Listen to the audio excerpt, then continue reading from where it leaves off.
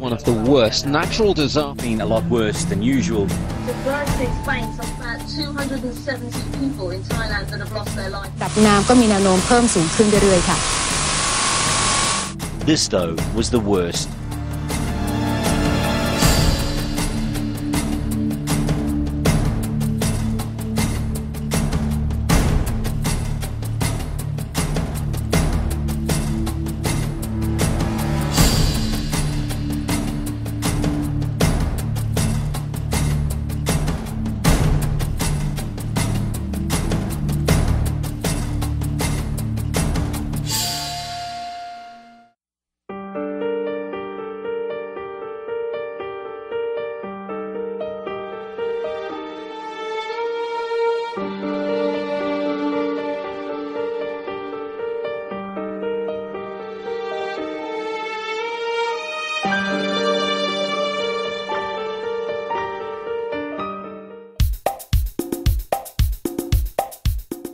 We're now here in Dortmund.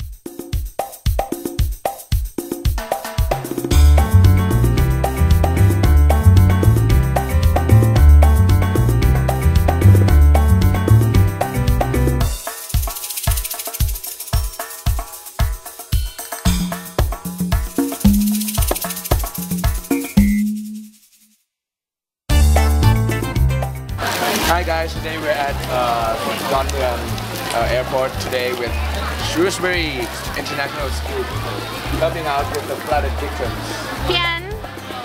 Hello. We are now working as a team. Alex is the one who's gonna put the soap into the plastic bags. And after the soap is put into the plastic bag, we pass it on to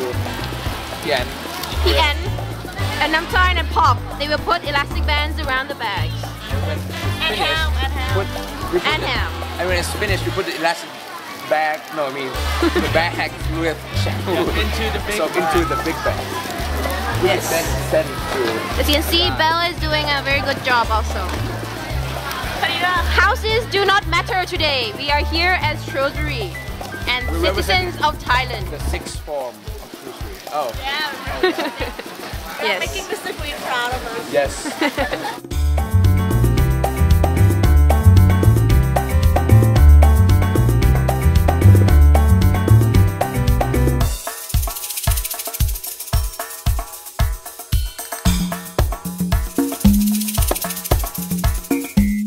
We're here at the rice separating section where we have to separate the normal rice from the sticky rice. Put the normal rice into that bucket.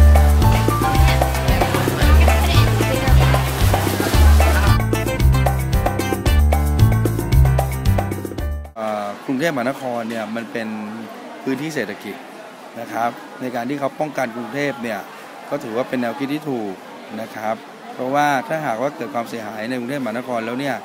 มูลค่าความเสียหายมันจะเยอะมากนะครับฉะนั้นเนี่ยเขาก็ต้องป้องกันนะครับพื้นที่เศรษฐกิจนี้ไว้เมืองหลวงมันเป็นเมืองเศรษฐกิจที่เราจะต้องเดินหน้าต่อไปจึงต้องระบายน้ำออกไปทางคือไม่ให้กระทบกับทางกรุงเทพก็คือช่วยเหลือกันค่ะช่วยเหลือกันทุกคนก็คือควรที่จะสละเวลาถ้ามีโอกาสก็คือช่วยเหลือกันแบบนี้ค่ะอย่างที่เราเห็นกันเนี้ยหนึ่งเนี่ยคนไทยต้องไม่ตื่นตระหนกนะครับดูอย่างสึนามิที่ญี่ปุ่นนะดูคนญี่ปุ่นเป็นตัวอย่าง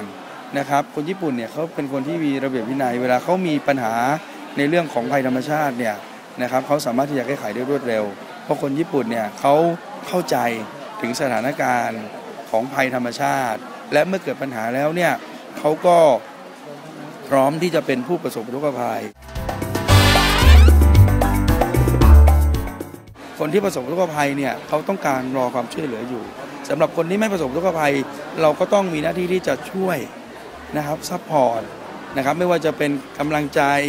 นะครับเป็นแรงงานที่เราสามารถช่วยได้หรือแม้แต่กำลังทรัพย์กำลังสิ่งของที่เราสามารถช่วยเหลือได้เราก็มาช่วยกันนะคะみんなでこうやってボランティア活動をしてすごくいい気持ちです。なんか役に立てたらいいなと思います。รู้สึกดีครับแบบถ้าเกิดบ้านเราน้ำท่วมแบบนั้นเราคงแบบเดือดร้อนน่าดูครับก็อยากจะช่วยให้คนเขาสบายขึ้นนะครับ ก็ให้ทุกคนแบบสู้นะครับถ้าเกิดทุกคนแบบช่วยกันแบบนี้ทุกอย่างก็จะดีขึ้นเองครับก็ให้ทุกคนแบบอดทนไว้อย่าเพิ่งท้อแท้ครับ今、タイの、洪水は本当大変だと思うんですけどもみんなで、タイ人同士で助け合って、やっていってほしいなと思います、僕たちも日本人も、この前の、津波の時もタイ人の方にいろいろ助けてもらったので、私たちも何かできるだけ頑張りたいと思います、はい、ก็อยากให้ทุกคนมาช่วยกันถ้าเกิดทุกคนแบบรักกันช่วยกันได้ให้ทุกอย่างกลับมาเป็นเหมือนเดิมได้ก็จะดีครับสำหรับน้องๆนะครับที่เป็นนักเรียนนักศึกษานะครับที่วันหยุดนะครับในช่วงของปิดเทอมเนี่ยถ้าหากว่าไม่มีกิจกรรมที่ไหนนะครับอยากให้น้องๆมาเป็นจิตอาสาที่นี่นะครับมาเพื่อมาช่วยกันนะครับบางทีบางคนมาบอกว่าหนูทำอะไรบ้างก็ให้มาเดินดูเลยนะครับอยากจะทำตรงไหนมีแรงตรงไหนบางคนมาถึงก็มาคัดแยกสิ่งของคัดแยกประเภทนะครับบางคนมาถึงก็มีแรงหน่อยก็ไปช่วยลำเลียงของขึ้นรถนะครับซึ่งสิ่งเหล่านี้เป็นสิ่งที่จะเป็นภาพสะท้อนออกไปยังผู้ที่ประสบอุทกภัยว่าวันนี้ยังมีคนไทยอีกส่วนหนึ่งที่กำลังให้กำลังใจแล้วก็ให้ความช่วยเหลือชวนคนอื่นมาด้วยครับชวนเพื่อนๆมานะครับทำสนุกครับนี่ผมมีความสุขมากเลยครับ I hope you do all your homework and you're studying hard and all learning this because it's really important